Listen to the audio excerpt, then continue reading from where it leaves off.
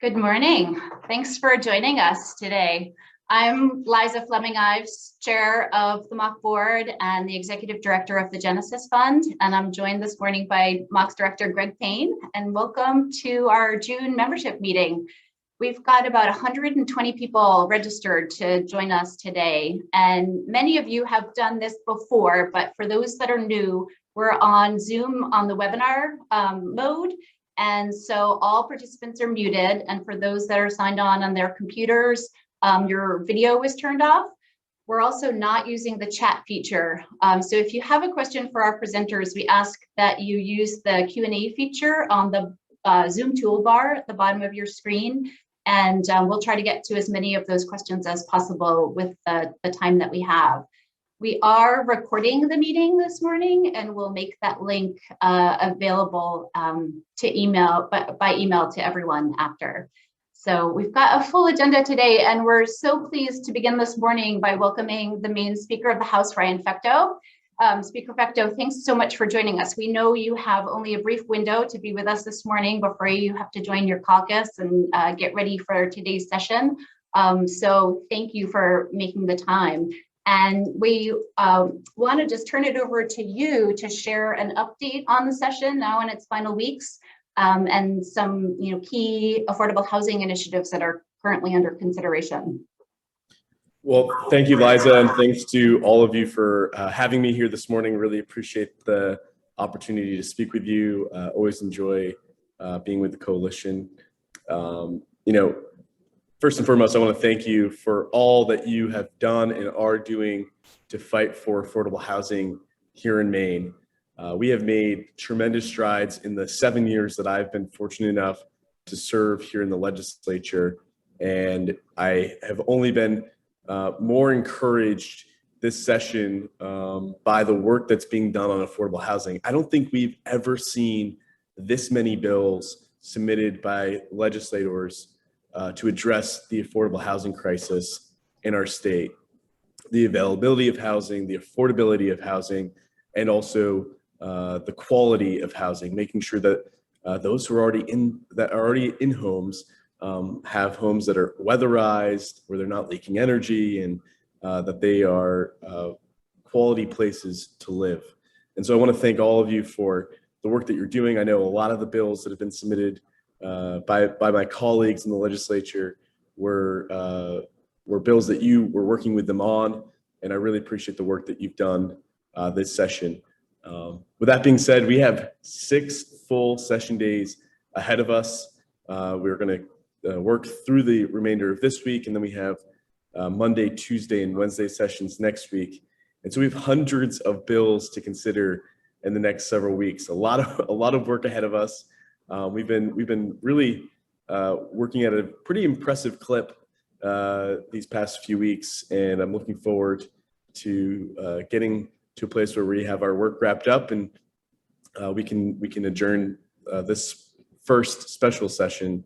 But before we do that, there are obviously a lot of important bills left to be considered, particularly as it relates to affordable housing. One of those bills is my own bill, LD 609. I've been very fortunate to work with many of you on this bill, and grateful for a lot of the testimony presented at the public hearing by members that are present on this Zoom call this morning. Yesterday, in fact, we saw LD 609 receive bipartisan support from the Senate. What this bill does is it paves the way for more affordable housing in Maine. It would establish a commission to remove barriers to producing more affordable housing here in our state. And Republicans and Democrats came together to recognize the urgency of this matter. LD 609 is cutting the red tape, standing in the way of building and revitalizing affordable housing here in Maine. As all of you know all too well, in far too many municipalities here in the state of Maine, there are a web of various zoning and land use restrictions and state laws that prevent sensible affordable housing projects from taking off in the first place. I think a lot of time we talk about the money side of making sure affordable housing can be built, but we have not spent enough time talking about some of the barriers that cost, if they were removed, would cost $0 from that prevent affordable housing from being built from day one. I was grateful for the advocates for older Mainers, economic justice, the construction industry, realtors, and community planning experts who all supported this bill during the public hearing, and with no groups testifying in opposition. And we also had some good testimony from Maine Municipal Association, which I think will be a good partner in seeing this work through. I think MMA and municipal leaders as well see the need for affordable housing in their communities, places where folks who are working in their communities can live. I think that's a really key component, and we have a lot of important work ahead of us. It was also exciting to see that President Biden's infrastructure bill that's being considered before the Congress also had some components very similar in nature to this bill, LD 609. And so my optimistic outlook is hopefully we will see that infrastructure bill pass, and the component at the federal level will be in place, and we'll also have some component at the state level where we can really maximize our resources to ensure that municipalities across the state take a hard look at the land use and zoning restrictions that they have in place and hopefully change them so that we can make progress towards building more affordable housing here in the state of Maine. As you all know, in Maine, there's no county where a full-time worker earning the minimum wage can afford a typical 2-bedroom apartment. This is a statewide problem, and I know that MAHC statistic often is communicated about the 1 in 5 Maine renters who pay more than half of their income toward housing costs. Another really important bill, and I'll highlight these just briefly. LD 1508, which is sponsored by Senator Carney, an act to prevent homelessness by establishing eviction mediation program. This bill also received a really strong vote out of committee. Landlords have legal representation in eviction cases 80% of the time, and tenants only have legal representation 20% of the time. Tenants who do manage to get an attorney are 85% more likely to avoid an eviction judgment than those who don't. I mean, those statistics are as clear as day. The significance of legal representation for tenants could not be more clear, and I'm really grateful for the work Senator Carney is doing. I think we have a clear path towards getting this bill not only passed, but also funded, and so I'm really looking forward to seeing that bill through. Another bill sponsored by Representative Victoria Morales is LD 473. This bill would create the Maine Rental Assistance Program. This bill has many provisions, but I would like to take a moment just to speak about one section of the bill that I really think can move the ball forward for affordable housing and connecting Mainers with affordable housing. And that is the section of this bill which creates a navigator program to help people find and keep stable housing. Housing navigators would be designed to assist renters, including those with federal housing vouchers, by helping them find stable, affordable housing and providing mentoring services to promote successful landlord-tenant relationships. Navigators will ensure that Maine makes the most of existing state and federal housing resources. This bill has not been reported out, but it also received a positive vote from the committee. I think one of the things that's been really challenging is we have a lot of housing vouchers that go unused every year, and it's not because there isn't need. There's very evident need in our communities for those vouchers. I think there's a lot of work that needs to be done with connecting prospective tenants with housing, and also prospective landlords, those who might be willing to accept a voucher but don't understand the rules and regulations by which they would be eligible or what they need to do to accept a voucher. So the Navigator program, I think, would be a huge step in the right direction of connecting people. And sometimes that's all it takes. And we lose sight of that when we think about big ideas, and really all we need is sometimes small solutions to connect people to those solutions that already exist. Finally, I just remind this group about the passage in the first supplemental budget where we included a tweak to the state affordable housing tax credit program that we created in the 129th legislature. This tweak will allow that program to be even more effective and create more housing. Following the action that Congress had taken just a few months earlier in one of the COVID-19 relief packages, this change in the supplemental budget that we passed earlier this session, or earlier in the first regular session, would change the 4% low-income housing tax credit program. Changes it to 4% in the low-income housing tax credit program in December. So, increasing and maximizing the federal share for that program. Again, making sure that more dollars from the federal government are coming to Maine, so we can invest in affordable housing across the state. Obviously, we have a lot of work left to do this session. I have a few moments. I'm happy to take questions, Liza, if there are any.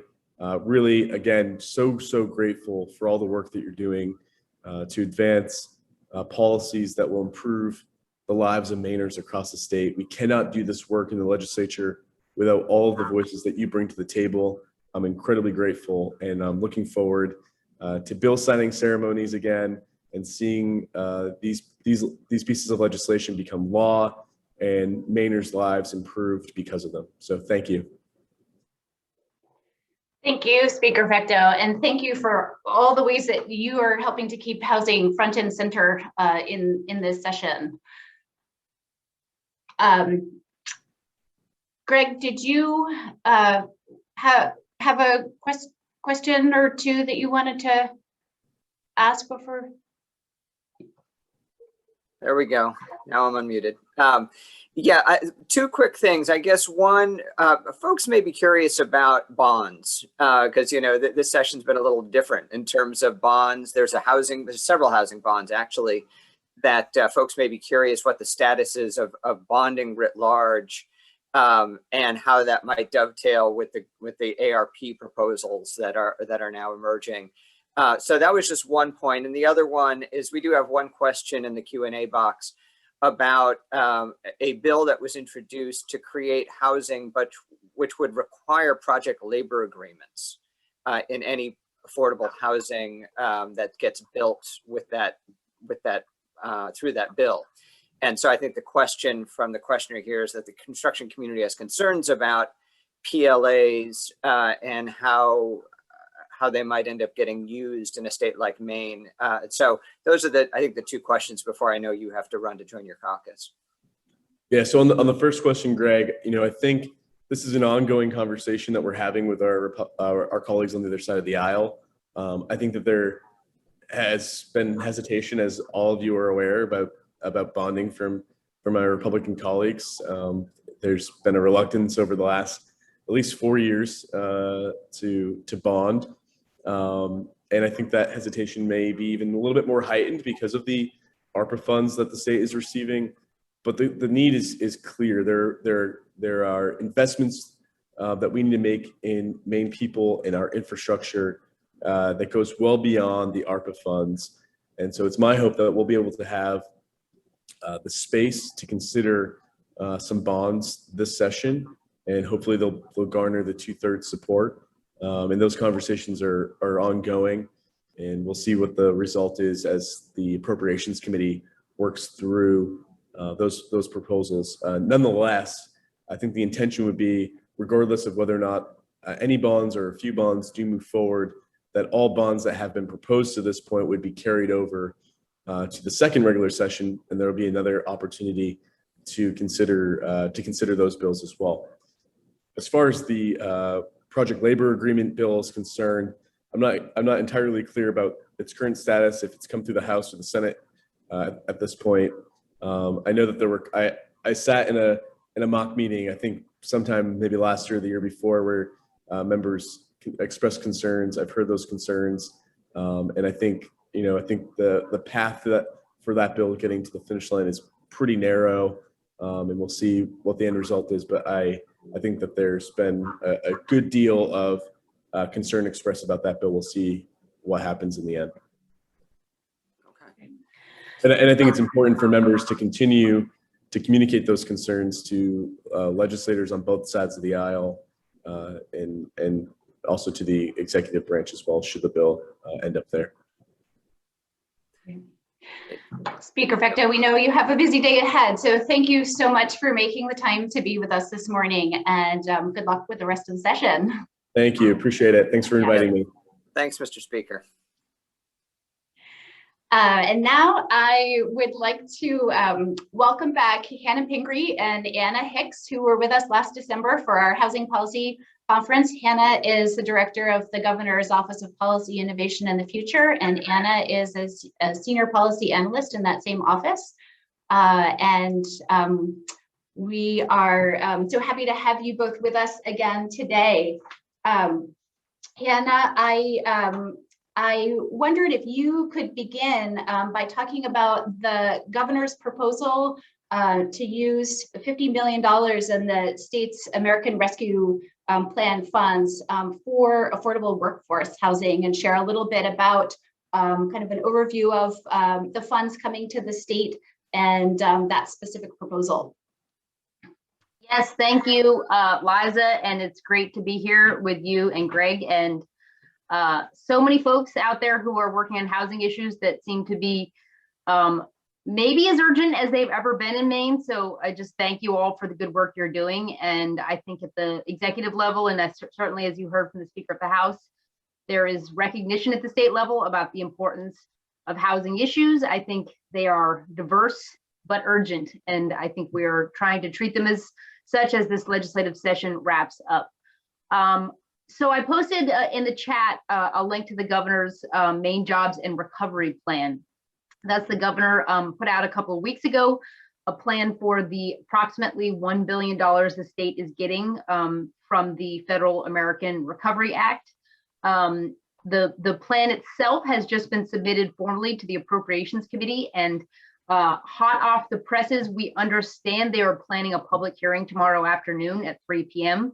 I haven't seen it yet posted on the Appropriations Committee website, but we anticipate it will be in the next couple of hours. So as part of the governor's plan, there are really three components. One is immediate economic recovery, so support for businesses, nonprofits, and organizations, as well as Maine people who are urgently trying to recover their businesses and families from the pandemic. Second, promoting recovery and economic growth for our state in a variety of means, from workforce to focus on our rural areas, to innovation support, and lastly, support for infrastructure from roads and bridges to our sewer and water systems, significant investments in broadband, and a couple of items that I think are probably of most interest to folks on this Zoom call. So the plan proposes a $50 million investment in housing. Obviously, we know the need is great, and we believe that these would be flexible funds, primarily focused $10 million this year and $40 million next year. And the plan is frankly to work with housing advocates, with the speaker's bill that is in progress with Maine Housing, as well as economic development advocates, to figure out how to best maximize the use of these funds. We know the state also has the new tax credit, which has been discussed. We have additional federal funds coming in, and we also have an increase in the home fund. So how do we best take all of the funds we have for housing, leverage them? We have certainly had interest and support from municipalities as well as counties who are receiving their own federal relief funds. We know that housing is an allowable use. So how do we make best use of these funds to advance more rental and ownership opportunities in communities where we know Maine people are struggling? And really at this point, it seems to be communities across the state.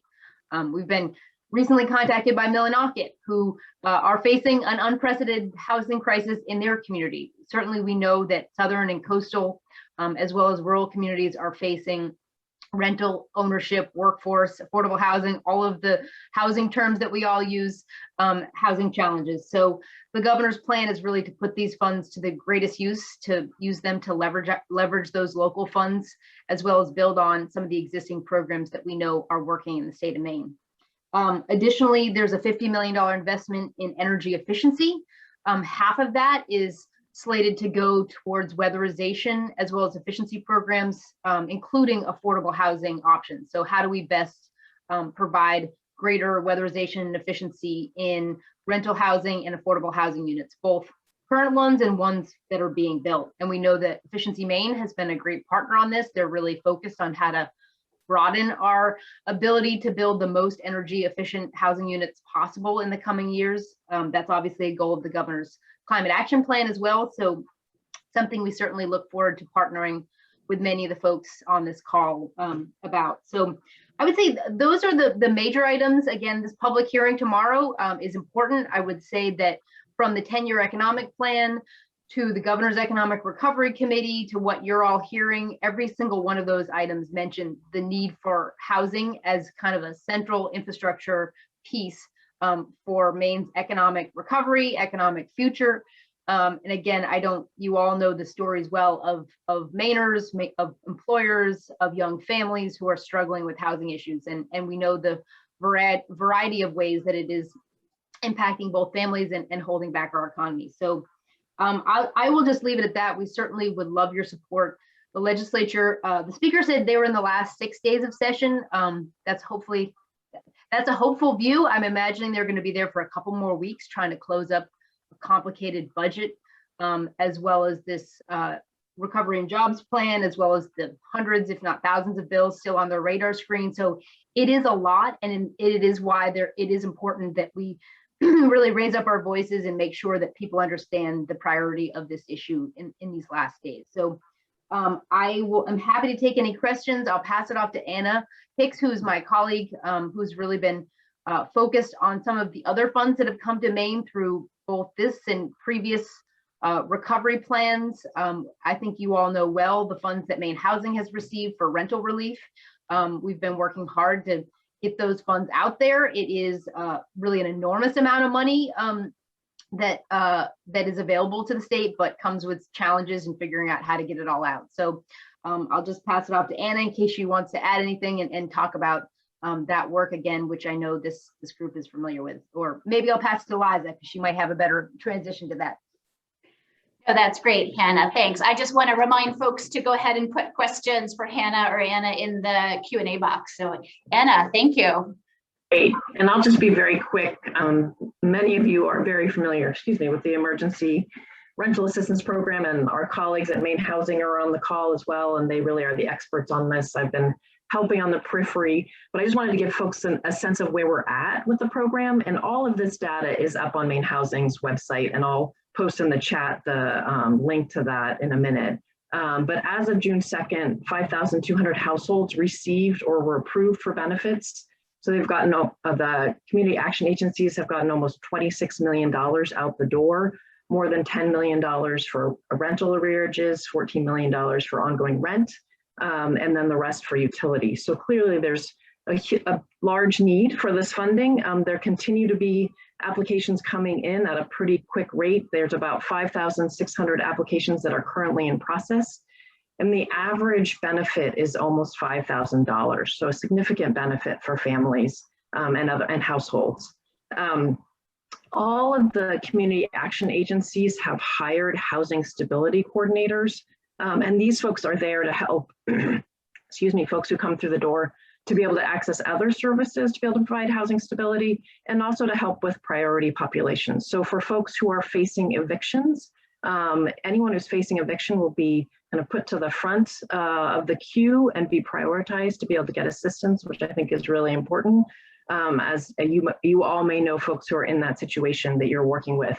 So it's important that you guys know that. And then if others are really struggling with the process, the housing stability coordinators can help. Over the next month, Maine Housing will be working to switch over to the new funding for this program. So the current funding that's being provided for the emergency rental assistance is coming from the CRSA money that was passed in December. There will be a switch over to providing some funding as well for emergency rental assistance through the American Rescue Plan, which, as many of you may know, is a broader eligibility. So under CRSA, folks had to show that it was a COVID-related reason for needing assistance. Now they will just have to show hardship during during COVID, so during the pandemic. So it will be, hopefully more folks will be able to access the program and will be a good change. And Maine Housing and the community action agencies are working hard to make sure that this process is a seamless process as this change in funding happens, that really on the ground, the only difference will be the folks who may not have been eligible in the past because of it not being able to meet that restriction around COVID related experience for needing assistance will now be able to access the program. So happy to answer any questions. And again, the folks at Maine Housing are also, if I can't answer it, I will direct a question to them and get back to you guys. Great, thanks, Anna. We do have a few questions that have come in the Q&A. And one of them is, Hannah, maybe you can speak to why the investment specifically in workforce housing for that 50 million and not, seniors or veterans or people with disabilities. Yeah, I think I will say that the plan really came out of the economic recovery plans, and we've all been kind of closely following Treasury guidance. I think I certainly don't have to tell anybody in this call, there is kind of an urgent workforce challenge. I would actually say statewide, and a real disconnect between where there are jobs and where there's housing for families. I think there is absolutely the idea behind the 50 million is both affordable and workforce. And frankly, workforce is a word that is kind of ill-defined in terms of housing. It actually probably is the same. Greg and I were actually speaking to a group of municipalities in York County recently, and there really is, I think, different perspectives on the need for both kinds of housing. And I think the governor supports both. As she signed the senior housing bond, I think we're continuing to look at the programs we have to make sure that we are increasing the number of units that Maine is producing. So certainly not any diminishing of the need for all kinds of additional affordable housing for people in Maine, just a recognition that COVID and the housing sort of changes we've seen in the landscape of the housing market in Maine have really driven the need for workforce housing in a variety of parts of our state. And workforce housing, I think for many people really is affordable housing in areas in which there are jobs.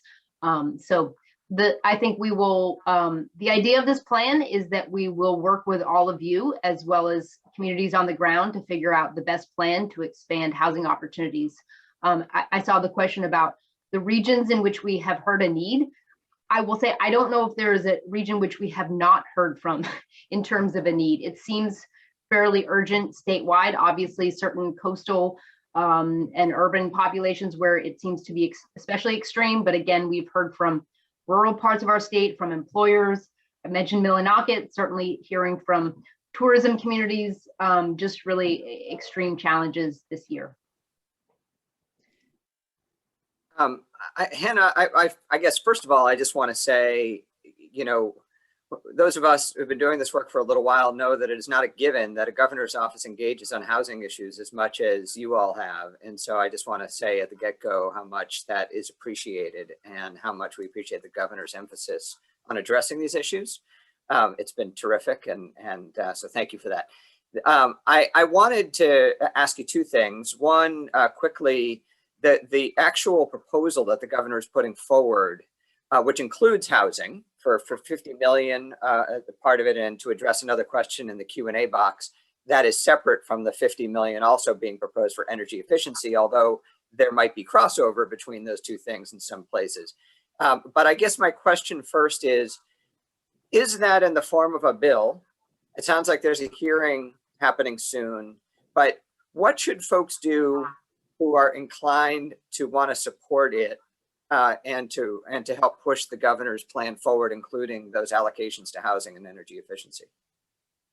Yeah, a good question on both fronts. And actually, I also should add that we have some specific initiatives in the governor's budget, which is also being considered to expand our ability to focus on housing policy and land use policy in the state of Maine in the coming years. So we appreciate many of you who have been supportive of that. So the bill LD 1733 is a bill before the Appropriations Committee.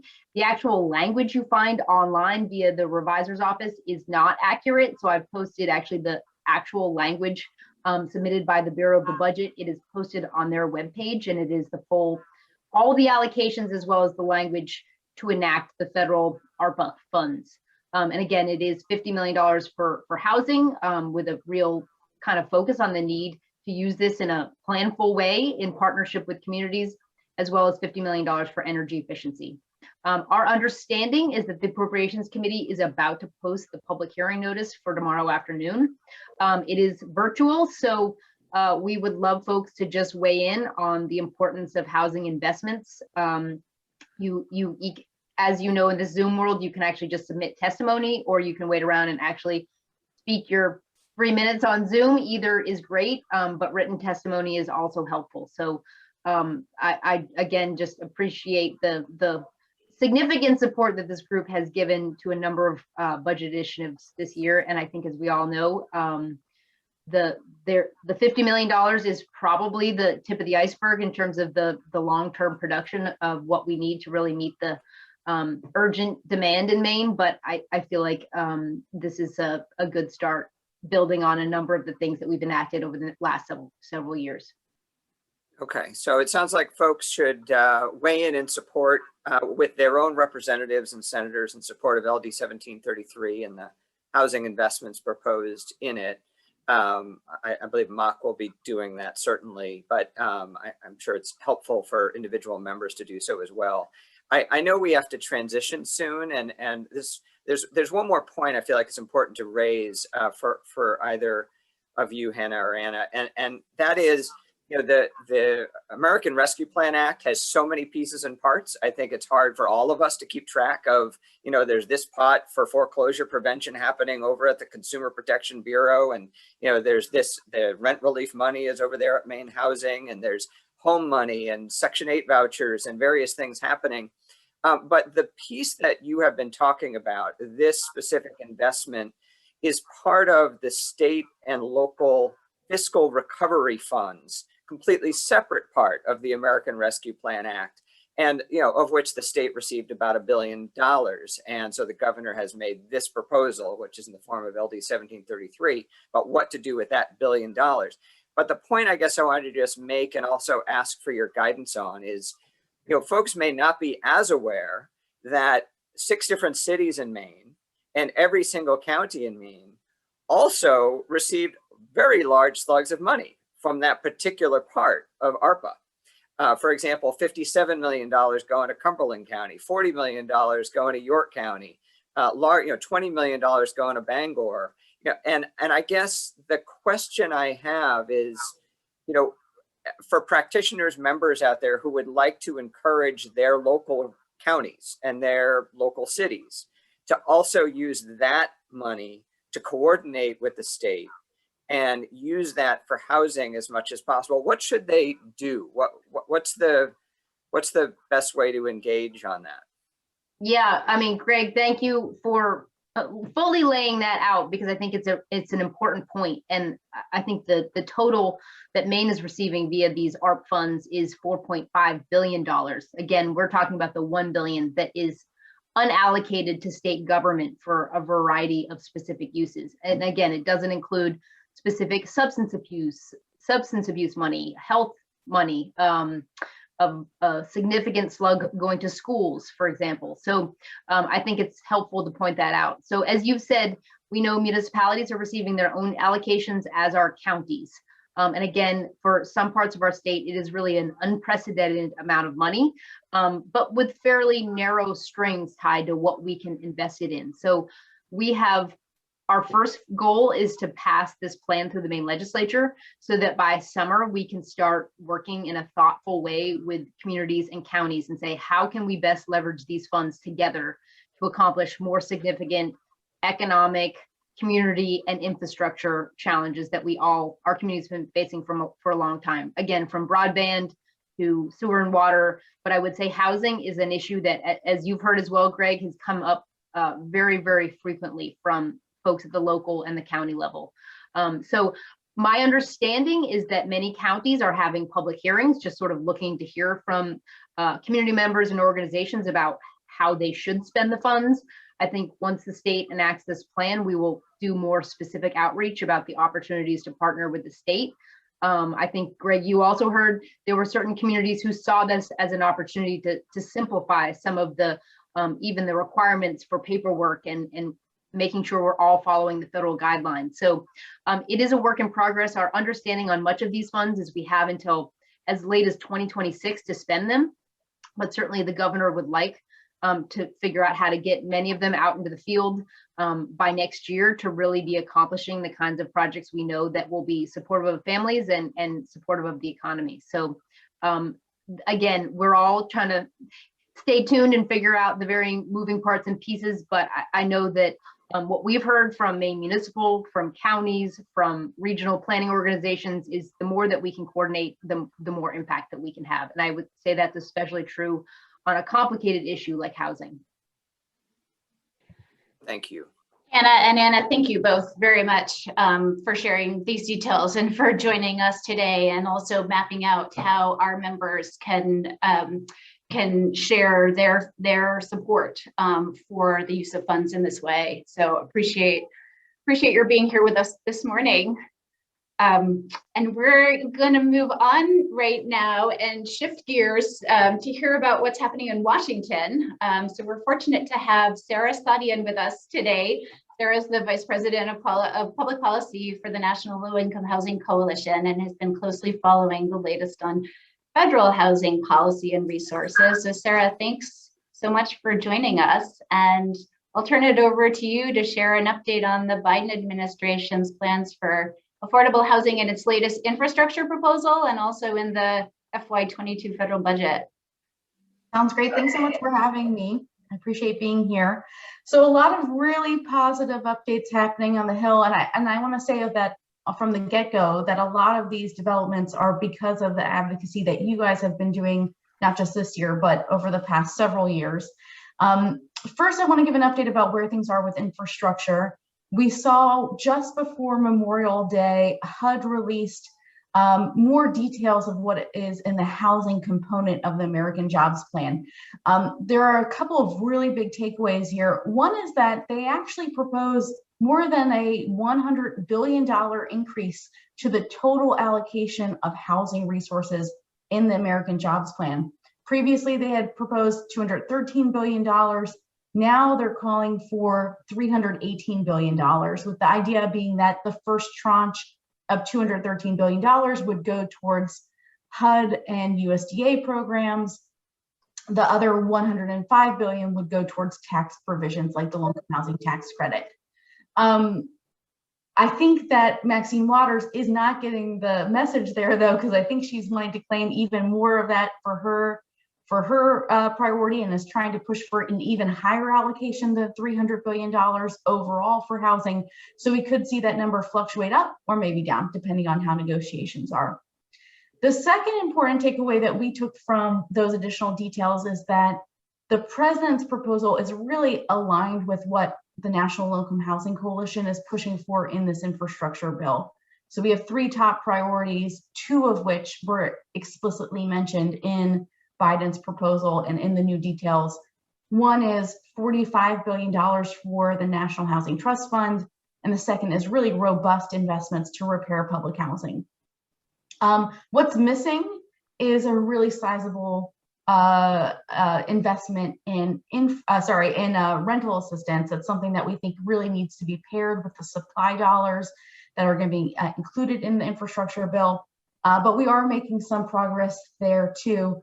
Just really briefly, I'll just mention that Maxine Waters, chairwoman of the House Financial Services Committee, just released draft legislation to make rental assistance an entitlement. It basically would take 10 years, phased in over 10 years, to see vouchers increase from 500,000 new vouchers in year one to a full entitlement program funding outside of the appropriations process where every individual who's eligible would be able to get rental assistance. There are some other reform pieces that are included in her bill too that are important for folks to know about, like banning source of income discrimination, requiring the use of small area FMRs, which are helpful to allow for greater housing choice, and also lifting the cap on the number of vouchers that can be used for project basing, which I think you guys might be interested in too. In terms of the timeline for Infrastructure, we're still seeing that negotiations are ongoing between Democrats and Republicans. They're trying to see if there's an opportunity here for a bipartisan agreement on some pieces of it. They are still very much far away from one another, both in terms of the size of the bill and the scope. They're about $700 billion off from one another. So they have a lot of room to make up for if they're hoping to get something done. While President Biden and Senator Capito are continuing conversations, we've also heard that there's another bipartisan group of senators that are trying to work on their own proposal. I suspect that congressional leaders are going to give both of those groups an opportunity to see what can happen there, and then if not, they'll switch to using budget reconciliation. I'm hoping that we'll hear something in the next week or two about which path will go forward, if Congress really wants to get something done before August recess, or otherwise things might get pushed back to the fall, which is something that I'm hearing about. In terms of the FY22 budget, though, this is another place where we're seeing the Biden administration really put out a call for robust investments in housing. His proposal, the full budget request, came out also just before Memorial Day. We sort of knew what was going to be in it based on a skinny budget that was released in April, but we did learn a few more details here. Overall, the president is calling for $9 billion more for HUD's budget, or about 15% increase to HUD's budget compared to FY21. Clearly that's a huge difference from the previous administration, which had called for a 15% cut to housing programs. So we're really glad to see that. The bulk of those resources really come from a major expansion of rental assistance to 200,000 new households. And if that was enacted, that would be the largest increase in the voucher program since it began. And most of those vouchers are targeted to people experiencing or at risk of homelessness and survivors of domestic abuse. But there are also increases to other HUD programs. I'll just really quickly touch on those. An increase of $500 million for homeless assistance grants, and an extra $250 million for tribal housing, another $500 million for the home program, another $180 million for 202 and 811, an increase in fair housing dollars, and an additional $800 million across all programs for energy efficient upgrades, sort of in line with the administration's focus on climate change. I think the House is likely to mark up their bills in the coming month. It'll match the top line allocations that are in the president's budget. The real question is what happens on the Senate side. You still need 60 votes to pass any spending bill. And while we aren't limited by the Budget Control Act, we still don't really have a good sense of what sort of pushback Republicans might give to overall spending levels, where those final numbers will turn out. So we're beginning the process, but we don't expect to end it. Probably we'll see a CR at end of September for the start of the fiscal year. And I think people are already expecting that a bill won't get done until December, as we've seen Congress do for the last several years. The other issue I wanted to just bring up with folks is about the use of state and local fiscal recovery funds, which were included in the American Rescue Plan. We're really happy to see that Treasury from the get-go has said that those dollars can be used not only to provide assistance to individuals, for example, in the form of emergency rental assistance or mortgage assistance, but also to help develop affordable housing. There are some places where we either think more clarity is needed or additional guidance is needed. So we are weighing in with Treasury now, putting together a letter to submit comments on how they can make these dollars more flexible and being able to be used in other areas. So for example, one of the limitations of using those funds for new construction is that it has to be located in qualified census tracts. From a racial equity point of view, we're concerned about only allowing for developments in those areas and not in other areas, such as areas that are connected to high performing schools or access to transportation. We want to have an all of the above approach for building both in high opportunity and distressed communities. We also want to see things like I know that qualified census tract issue is a big issue in Maine because there are very limited places where the state would be allowed to be able to use affordable housing. So we're encouraging them to change their focus from one around geography to around population. So the point of these funds is really to serve those communities that were disproportionately harmed by the COVID crisis. You know, we are encouraging them to take a people-centered approach to that rather than a geography-centered approach. Other changes that we're hoping to see are things like imposing AFFH requirements, affirmatively furthering fair housing requirements on these funds to make sure that we're using them to undo racial segregation, as well as to allow funds to be used not only for the construction side, but for the operating side as well to help drive down affordability. Lastly, we're looking at these funds not only to address affordable housing in the longer term through construction of housing, but also to help prevent what we think will be a wave of evictions when and if the CDC eviction moratorium ends. There's a lot of court cases that are happening now. Currently, a decision is pending before the Supreme Court that could potentially overturn the moratorium prior to the date that it's set to expire, which is June 30th. We know that state and local governments are working really hard to get their rental assistance money out, but if that moratorium were to fall before communities can get those resources out to people in need, we're worried about the impact there. So encouraging cities and states to think about using these funds to establish diversion programs or fund legal aid attorneys or support housing navigator programs like the ones that I mentioned earlier on today's call to help facilitate tenants reaching and getting their ERA money. So with that, I'll pause there and see if folks have questions for me about anything happening in DC. Thanks, Sarah, so much for that overview. We just have time for a quick question or two. One question that was asked: the resources for HUD, potentially are incredible. Rural housing advocates were a little disappointed by the proposal, both the infrastructure and the budget proposal around USDA funding. And I just wonder if you have thoughts on whether there's potential to see that kind of increase as well.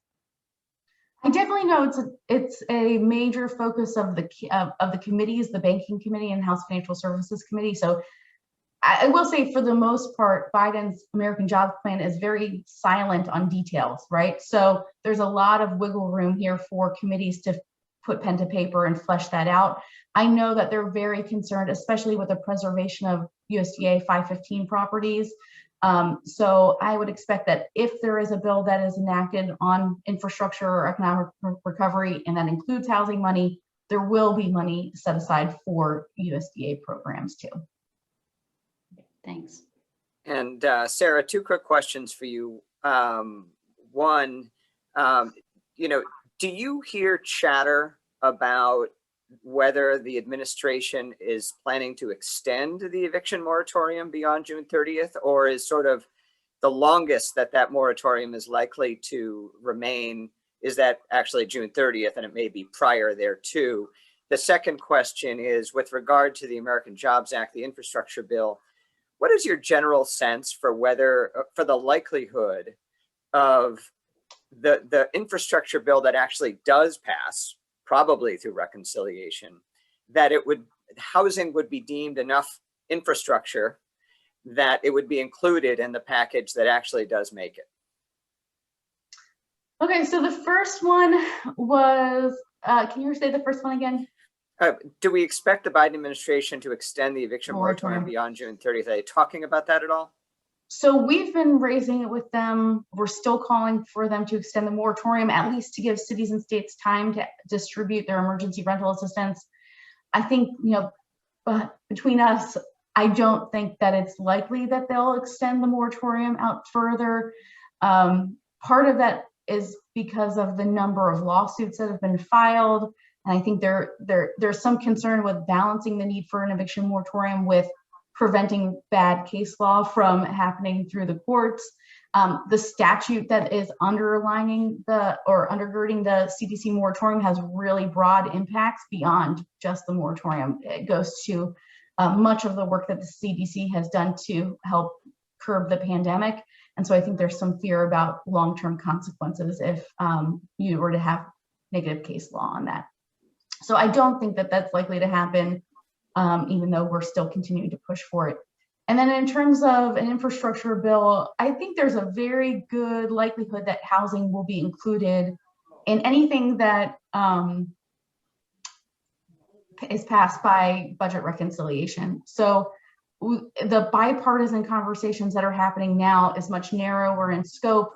There is some conversation that maybe some low-income housing tax credits or new market tax credits might make it into that bipartisan focus, that bipartisan bill, if that's able to be accomplished. If things go through a budget reconciliation process, I think there's a very good chance that housing will be involved. It's a #1 priority, obviously, for Maxine Waters and Sherrod Brown. And I think that they've made a really good case to their leadership for why housing has to be included. We know that Senator Schumer has been focusing on affordable housing too in this infrastructure bill. So I think there's a good chance that something will be included, but that we can't really take that for granted, because we know that we might have these big plans for lots of housing resources, but then when push comes to shove, they need to, if, for example, Manchin and Sinema say that the bill has to be $500 billion less than what the president proposed, we want to make sure housing is as high on that list of priorities so that it doesn't get cut on the floor when they're making negotiations over it. I'll also say that talking with your Republican members, even if they're not likely to vote for a budget reconciliation bill, that sort of engagement and advocacy is super helpful when it comes to ensuring that they don't publicly push back on housing pieces of the bill when and if it's eventually passed. So in the American Rescue Plan, because there was so much public outcry for stimulus checks and emergency rental assistance and other resources, we really didn't see Republicans make claims that these programs weren't worthwhile. It was really more of a academic conversation about how big the overall package was. We would want to see that same sort of result here too, where, if there's a bill and it includes housing resources, it'll help neutralize opposition if we're able to explain to Republican members why these resources are so important, how much they're needed in the state. And that way they're not, sort of setting their targets on these programs for later. Thank you. That's incredibly helpful. Sarah, thanks so much for being with us today, and thanks for all your work. Appreciate Absolutely. it. Thank you. Bye. And Greg, I'll turn it over to you for the final segment, just in our final few minutes here this morning. Yeah, and I'll be very brief in my introduction to this because, we may go just a couple minutes over, but I think it's really worth it. I think what we've been talking about for a lot of this call today are incredible resources and opportunities that are on the horizon through the ARPA money, through the infrastructure bill. We're talking about a potential expansion of the pipeline of affordable housing that is unlike anything we've ever seen. And I think as we prepare for that, likelihood at this point, I think we got to do some work thinking about the challenges in front of us to make the most of those opportunities, I think, as Hannah mentioned earlier. And so I expect that in the fall, MAHC is going to convene a forum around the challenges that we gotta have to meet in order to make the most of these dollars that are coming down the road here. And one of those challenges is clearly in cost and the increasing cost of building affordable housing.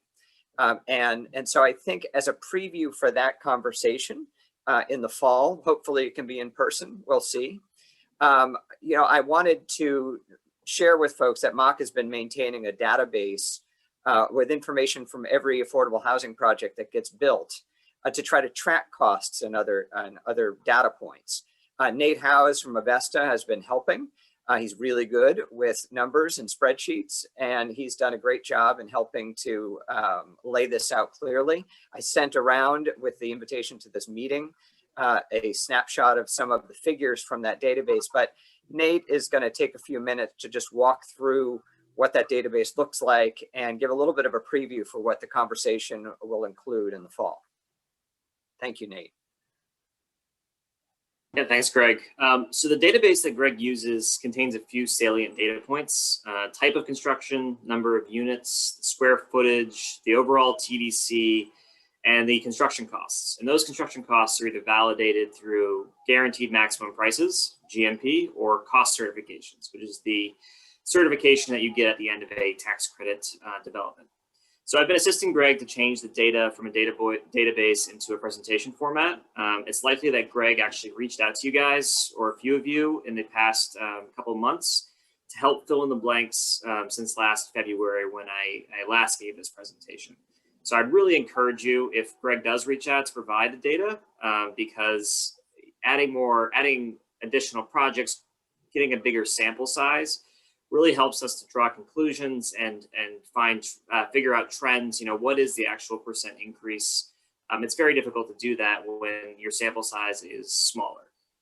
So what are we looking at? Well, on your screen, this is the trend in average construction costs per unit of new construction.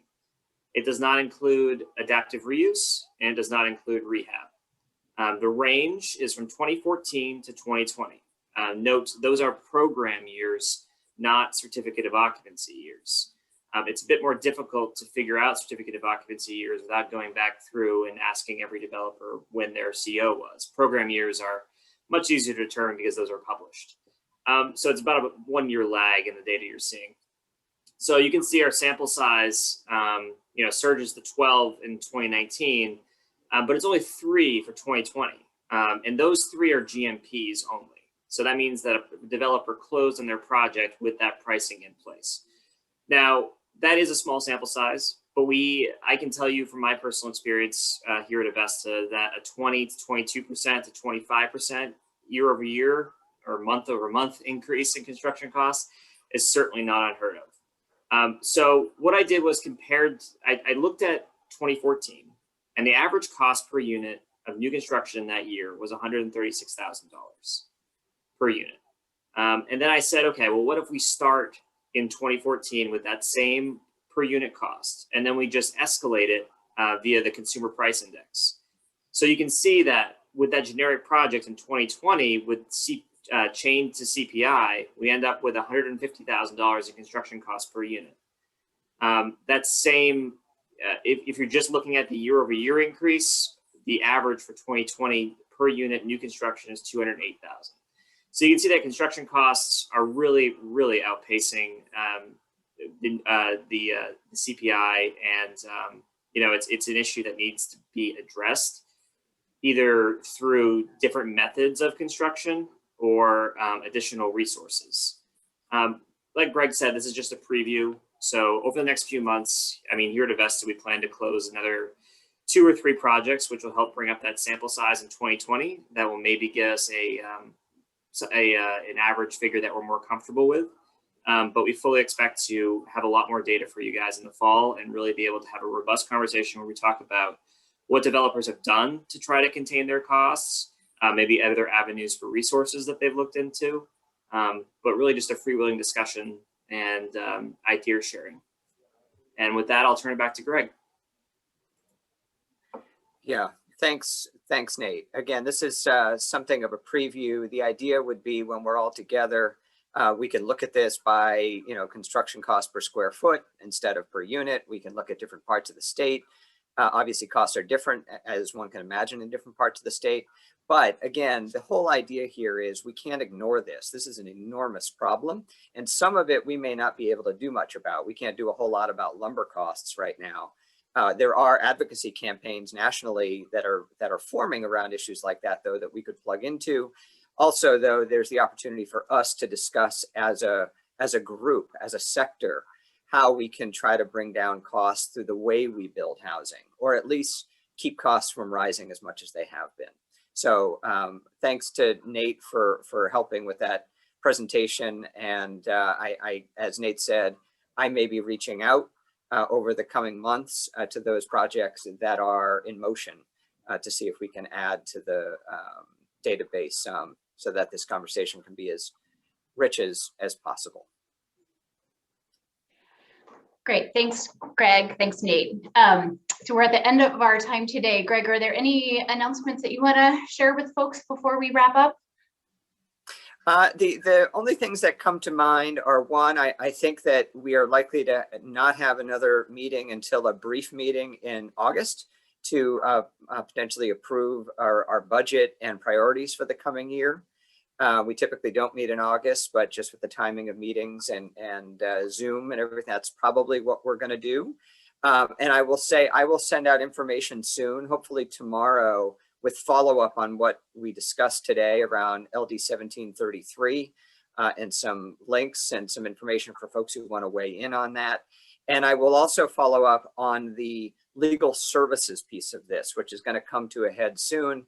I think we're going to be releasing some new data at the end of the week at a press event in Augusta to try to get some support for that bill, which would address that fundamental disparity in legal representation between landlords and tenants, with the goal that that could help reduce preventable evictions. That's all I have, Liza. Great. And again, we'll share the link of the recording of this meeting with everyone as well. So thank you all for being with us this morning. More details to come about the next mock meeting, as Greg mentioned, sometime this summer. And stay cool and have a great day. Thank you.